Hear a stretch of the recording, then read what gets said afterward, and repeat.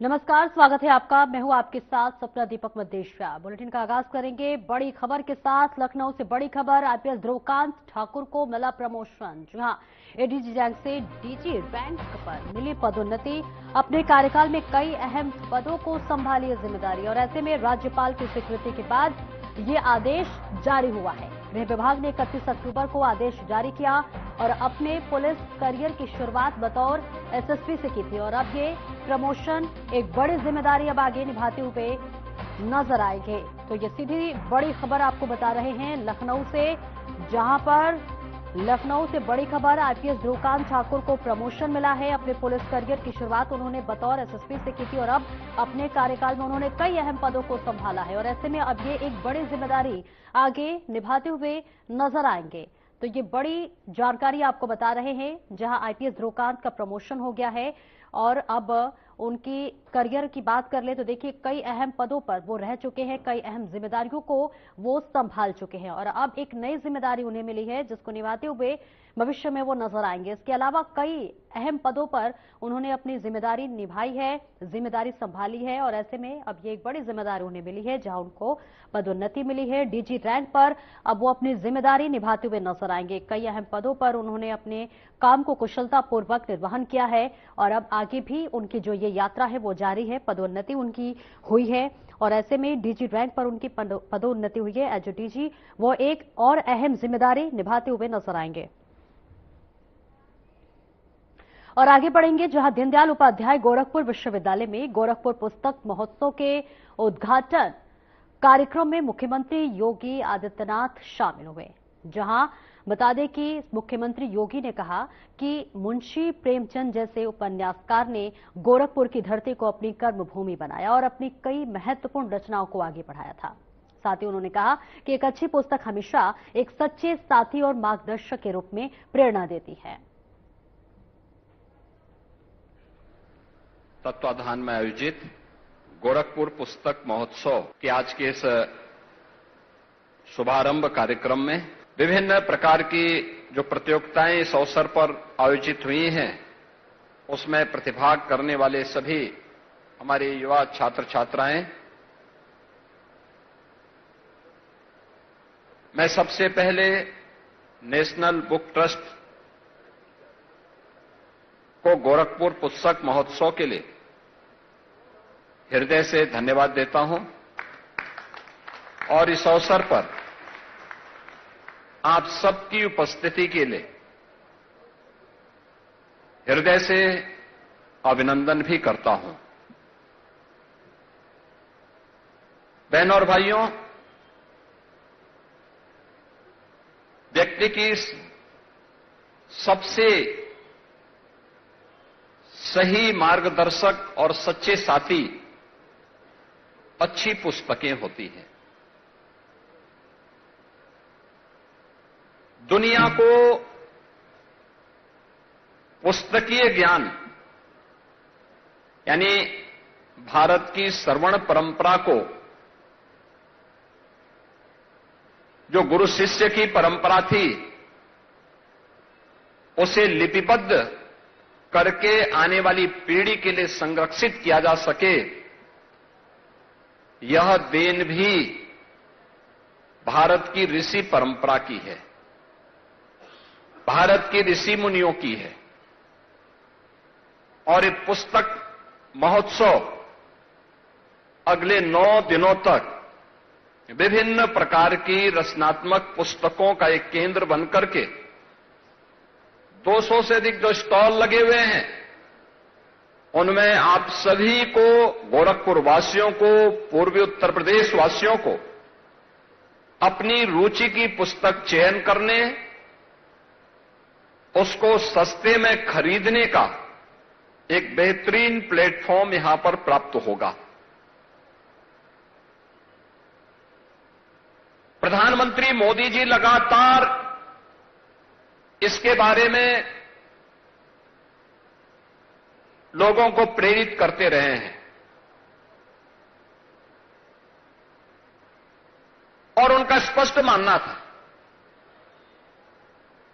कि when citizens read,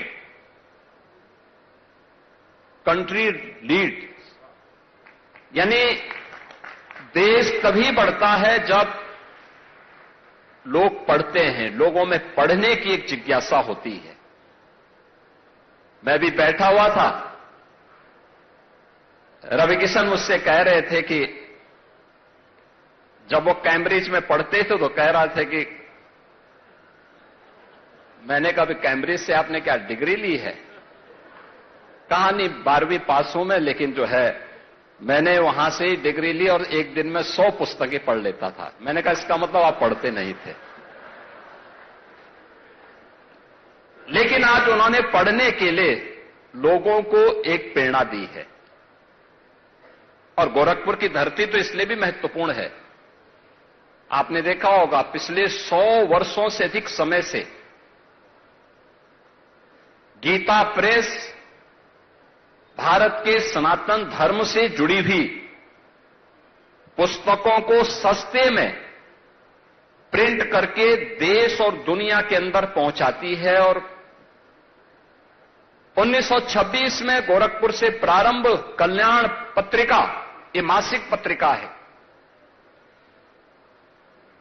एक समय ऐसा था जब ये पत्रिका हर सनातन धर्मावलंबी के घर में पढ़ी जाती थी, देखी जाती थी।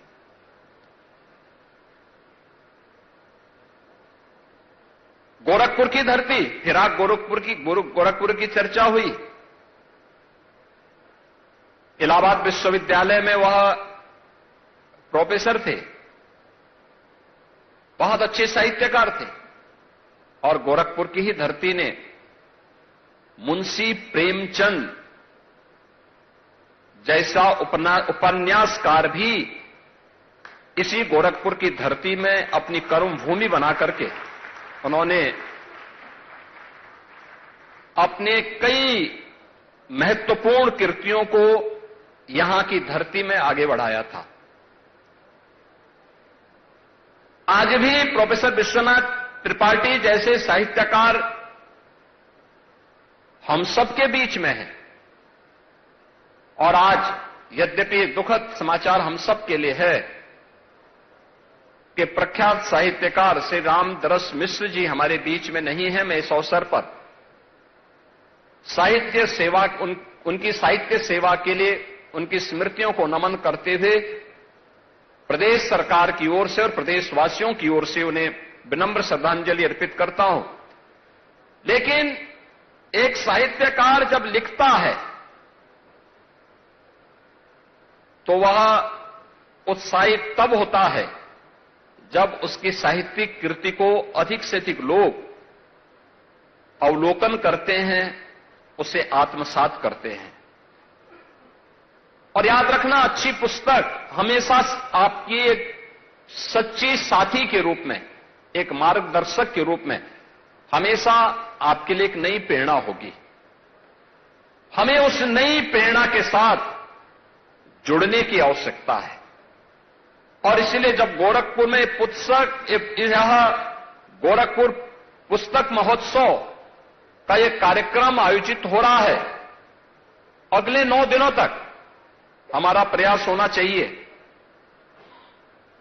कि गोरखपुर विश्वविद्यालय के साथ साथ गोरखपुर की सभी संस्थाओं के लोग अलग अलग समय में यहां आकर के एक पुस्तक महोत्सव का अवलोकन करें। यहां पे तमाम मुद्दों पर चर्चा होगी, तमाम नई कृतियों और पुस्तकों का यहां पर विमोचन के कार्यक्रम भी संपन्न होंगे। समाज और जीवन से जुड़े हुए विभिन्न मुद्दों पर यहां पर विद्वानों के विचारों को सुनने, उनके अनुभवों को भी जानने का एक अवसर प्राप्त होगा। और साथ साथ इन 9 दिनों में अलग अलग समय में यहां पर सायंकालीन सत्र में लोक कला और लोक गाथा से संबंधित सांस्कृतिक कार्यक्रम भी होंगे। और मैं कहूंगा कि रविकिशन जी, आप जौनपुर के किस कैम्ब्रिज में पढ़े हम नहीं जानते, लेकिन कम से कम एक सांस्कृतिक कार्यक्रम यहां पे आने वाले लोगों के लिए और बच्चों के लिए एक अवश्य यहां प्रस्तुत करिएगा। बहन और भाइयों,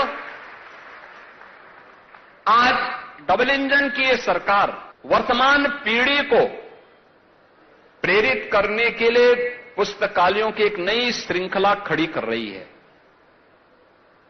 उत्तर प्रदेश के अंदर 57,600 से अधिक ग्राम पंचायतें हैं।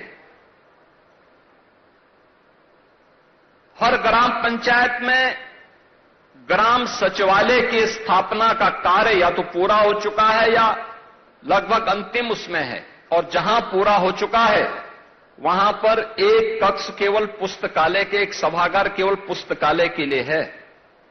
पुस्तकालय के रूप में अच्छी पुस्तकों को क्रय करना और उसको वहां पर गांव के बच्चों के लिए, गांव के नागरिकों के लिए, गांव के बड़े बुजुर्गों के लिए भी अपने समय का बेहतर इस्तेमाल करने के लिए, उस पुस्तकालय के उपयोग करने के लिए आज एक व्यवस्था दी गई है। उत्तर प्रदेश के अंदर बेसिक शिक्षा परिषद के अंतर्गत 1,56,000 से अधिक विद्यालय संचालित हैं, जिनमें 1,36,000 विद्यालय ऐसे हैं जिन्हें ऑपरेशन कायाकल्प के माध्यम से, जिनके पुनरुद्धार के कार्य को संपन्न किया गया है। और हर एक विद्यालय के साथ यह भी व्यवस्था की गई है कि उस विद्यालय में भी एक पुस्तकालय अवश्य हो। वह डिजिटल लाइब्रेरी हो या फिर वहां पर पुस्तकें क्रय करके और विद्यालय में रखी हैं, या विद्यालय के स्तर पर भी प्रयास करके या ग्राम सभा के स्तर पर भी प्रयास करके बच्चों के मन में एक नई पढ़ने की परंपरा को पुनर्जीवित करने की एक जज्बा हो, इसको आगे बढ़ाने का एक कार्य किया जा रहा है। लेखन अपने आप में एक रचनात्मकता को प्रदर्शित करता है। अगर कोई व्यक्ति सकारात्मक लेखन कर रहा है तो मान करके चलिए कि वह व्यक्ति सकारात्मक ऊर्जा से भरपूर है, और ऐसी सकारात्मक ऊर्जा का ही लाभ समाज को मिलता है और समाज उससे प्रेरित होता है। हम जब पुरातन और आधुनिकता में समन्वय करेंगे तब विकास दिखाई देगा, और वही हमारे लिए सार्थक भी होगा। हम पुस्तकीय व्यवस्था से अपने आप को दूर न करें, हम उसको देखें जरूर। दिन भर जिसके बारे में यहां के माननीय सांसद श्री रविकिशन जी ने आपका ध्यान आकर्षित किया कि दिन भर आप लोग रील देखते होंगे या दिन भर स्मार्टफोन में अपना 5-6 घंटे खराब करते होंगे, उसकी बजाय अगर आप अपने पाठ्यक्रम की पुस्तकों के साथ ही कुछ उन पुस्तकों को जो आपके पाठ्यक्रम के बाहर की हो लेकिन एक रचनात्मकता के साथ या आज के परिप्रेक्ष्य में मॉडर्न एज टेक्नोलॉजी से जुड़ी हुई हो सकती हैं, देश और दुनिया के बारे में जानने के लिए हो सकती हैं, पर्यावरण और उससे जुड़ी हुई समस्या के समाधान से जुड़ी हुई हो सकती हैं, विज्ञान के विभिन्न पहलुओं को लेकर के हो सकती है, भारत के गौरवशाली अतीत को लेकर के हो सकती है। इन सभी को हमारा प्रयास होना चाहिए कि थोड़ा हम उधर भी देखेंगे तो प्रतियोगी परीक्षाओं के लिए यह आपके लिए एक सुदृढ़ आधार तैयार होगा, एक मजबूत आधार आपको तैयार होगा। आने वाले समय में आपको इससे ढेर सारी सहायता प्राप्त होगी। अक्सर हम देख रहे हैं कि हमारी आश्रितता, हम परावलंबी हो गए हैं हर कार्य के लिए स्मार्टफोन, उसके बगैर कोई काम नहीं चल रहा है। और वो उससे अक्सर हो क्या रहा है, नौजवान डिप्रेस हो रहा है, अनावश्यक रूप से गलत कदम उठा रहा है। आपको भी चाहिए अपने बच्चे को विपरीत परिस्थितियों से जूझने के लिए उसके अंदर उस प्रकार का जज्बा पैदा करने की तैयारी कर रही। प्रारंभ से ही उस प्रकार के संस्कार दीजिए। और इसीलिए आपने देखा होगा भारत की समस्या जो एक विकराल रूप लेती जा रही थी, उस विकराल रूप को ध्यान में रख करके, केवल भारत की नहीं दुनिया भर के युवाओं की है, उसी को ध्यान में रख करके प्रधानमंत्री जी ने देश के युवाओं के लिए एक पुस्तक स्वयं लिखी, जिसे आप एग्जाम वॉरियर्स कहते हैं।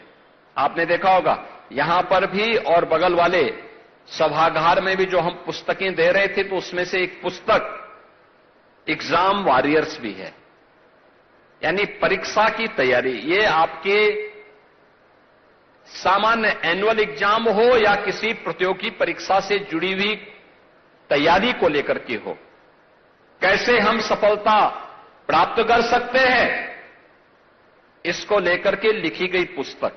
बहुत छोटे छोटे कमेंट के साथ, उद्धरण के साथ प्रधानमंत्री जी ने बहुत सहज और सरल भाषा में पुस्तक लिखी है।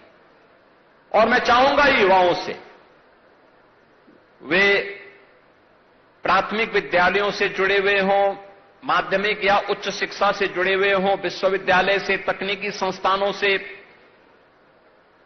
चिकित्सा शिक्षा से या वोकेशनल एजुकेशन से या किसी भी अन्य उससे जुड़े हुए हैं, एग्जाम वॉरियर एक बार जरूर पढ़िए। एग्जाम वॉरियर आपको न केवल प्रतियोगी परीक्षाओं के लिए मानसिक रूप से संबल देगा, बल्कि कठिन समय में व्यक्ति चुनौती का सामना कैसे करता है, इसके लिए भी एक बेहतरीन मार्गदर्शक के रूप में एग्जाम वॉरियर आपके साथ आपका मार्गदर्शन करता हुआ दिखाई देगा। हम अक्सर जब धैर्य खोते हैं तभी हम फेल होते हैं। व्यक्ति जब भी हिम्मत से काम लेता है, चुनौतियों से जूझने के लिए अपने आप को तैयार। और एक छोटे से ब्रेक के लिए रुकेंगे, जल्द लौटते हैं।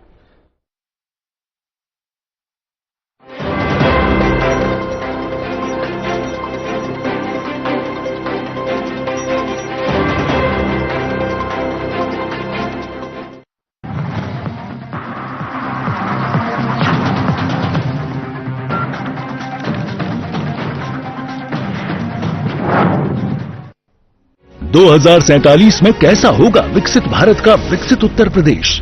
क्या आप चाहते हैं कि कृषि क्षेत्र में नवाचार और पशुधन की समृद्धि से बढ़े अन्नदाता की आमदनी, गांव-गांव तक पहुंचे चौड़ी सड़कें, हवाई यात्रा के लिए किसान की जेब में हो पैसे, विश्व स्तरीय शिक्षा और वर्ल्ड क्लास इलाज, बढ़े उद्योग, रोजगार, नौकरी और अपना व्यापार, रिन्यूएबल और ग्रीन एनर्जी हो यूपी में फुल, ताकि कभी न हो बत्ती गुल।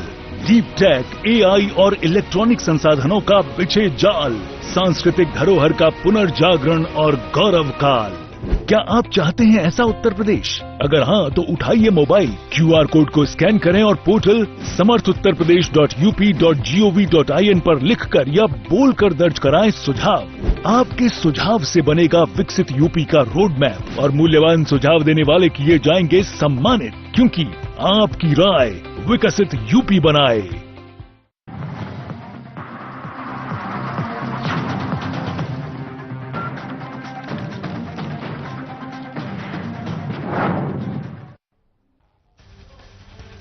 और इस बीच बड़ी खबर की रुख कर लेते हैं, जहां बड़ी खबर सामने आ रही है। दिल्ली से रूसी दूतावास का बड़ा बयान सामने आया है। जी हां, विक्टोरिया बसों के मामले पर यह बयान जारी की गई है। ये वास्तविकता से मेल नहीं खाते, ऐसा बयान दिया जा रहा है। अटकलों पर है यह आधारित। तो ये सीधे बड़ी जानकारी आप तक पहुंचा रही है दिल्ली से, जहां रूसी दूतावास का ये बड़ा बयान सामने आया है। जी हां, कहा गया है ये वास्तविक से मेल नहीं खाते हैं, अटकलों पर ये आधारित है।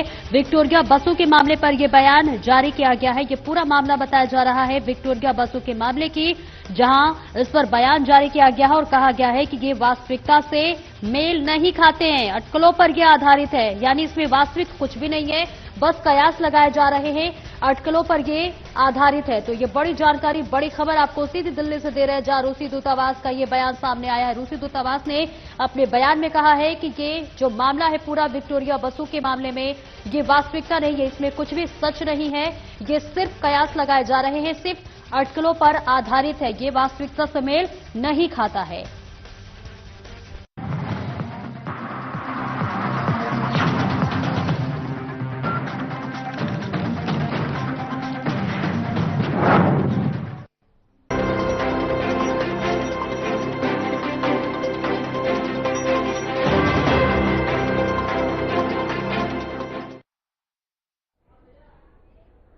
और ब्रेक के बाद एक बार फिर से स्वागत है आपका। खबरों में आगे बढ़ेंगे। दीनदयाल उपाध्याय गोरखपुर विश्वविद्यालय में सैमसंग इनोवेशन कैंपस सर्टिफिकेट समारोह का आयोजन किया गया, जिसमें मुख्यमंत्री योगी आदित्यनाथ शामिल हुए, जहां उन्होंने अपने संबोधन में कहा कि भारत तेजी से आगे बढ़ रहा है।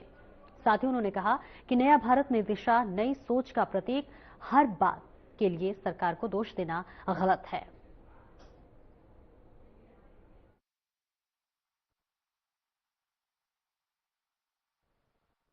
इमर्जिंग टेक्नोलॉजी उनके जीवन में क्या परिवर्तन ला सकती है, इसमें एक बड़ी भूमिका का निर्वहन कर सकती है। और मुझे प्रसन्नता है कि अपने CSR फंड के सहयोग से सैमसंग इनोवेशन कैंपस के माध्यम से देश भर के 10,000 युवाओं को फेज 3 में प्रशिक्षण के जिस कार्यक्रम के साथ जोड़ा है, उसमें उत्तर प्रदेश के 5,000 और उसमें भी 2,000 अकेले गोरखपुर और इस आसपास के क्षेत्र के हैं। मैं इसके लिए सैमसंग इनोवेशन कैंपस को और सैमसंग को भी हृदय से धन्यवाद देता हूं। आप सब जानते हैं कि अब भारत दुनिया की एक बड़ी ताकत के रूप में दुनिया को अपनी ताकत का एहसास करा रहा है। लीडरशिप यही होती है जो अपने कार्यों के माध्यम से, अपनी कार्य पद्धति के माध्यम से उस देश के परसेप्शन को बदलने की सामर्थ्य रखता हो। 2014 के पहले का भारत पहचान के संकट से गुजर रहा था। भ्रष्टाचार हो चुका था। दुनिया के अंदर सम्मान समाप्त हो। हमारे युवा अपनी एक पहचान के लिए मोहताज हो रहे थे। लेकिन आपने देखा होगा वर्षों में अनेक ऐसे कार्यक्रम जिन्होंने भारत की पहचान को वैश्विक स्तर पर न केवल करने में सफलता प्राप्त की है, प्रधानमंत्री की स्कीम ने, स्टैंड अप की स्कीम ने, डिजिटल इंडिया जैसे अभियान ने भारत को एक नई पहचान भी, दुनिया की चौथी बड़ी अर्थव्यवस्था के रूप में भारत को स्थापित करने में भी मदद की है। यह अचानक नहीं हुआ। इसके लिए सरकार के स्तर पर प्रयास किए गए और उसी को और भी सहजता के साथ, सरलता के साथ आगे बढ़ाने में हम कैसी मदद करें, इसके लिए नीप 2020 एक बड़ी भूमिका का निर्वहन कर सकती है। लेकिन संस्थाएं, हमारे विश्वविद्यालय, हमारे संस्थान इसको समयबद्ध तरीके से अपने यहां लागू तो करें। मुझे बताते हुए प्रसन्नता है कि उत्तर प्रदेश सरकार ने इस दिशा में जो प्रयास प्रारंभ किए, टाटा टेक्नोलॉजीज के साथ हम लोग आज उत्तर प्रदेश के अंदर वोकेशनल एजुकेशन में हम लोगों ने 150 से अधिक आईटीआई को इमर्जिंग टेक्नोलॉजी के साथ युवाओं को जोड़ने के लिए वहां पर एक बड़े कार्यक्रम को आगे बढ़ाया है। आज न केवल वोकेशनल एजुकेशन में बल्कि टेक्निकल एजुकेशन को भी उस दिशा में आगे बढ़ाने की। तो आप सुन रहे थे मुख्यमंत्री योगी आदित्यनाथ को। फिलहाल इस बुलेटिन में इतना ही। नमस्कार।